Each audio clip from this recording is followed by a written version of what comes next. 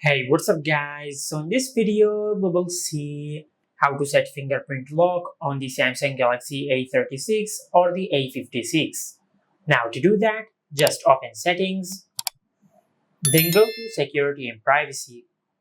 From here, just tap on screen lock and biometrics, then tap on fingerprint. Now from here, just select a lock screen combination which you like. You can either select a fingerprint with a pin, a password, or a pattern. I will select the pin. Now just create your pin.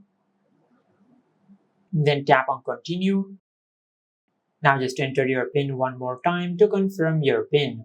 After that, just tap on done and tap on continue.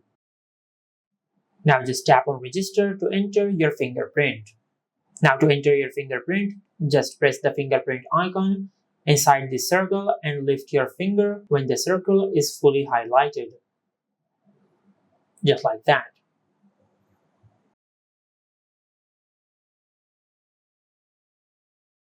And once it reaches 100%, just tap on done.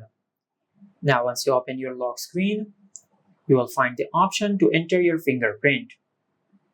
And this is how you can set fingerprint lock on the Samsung Galaxy A36 or the A56. Make sure to like, comment and subscribe. Thank you for watching.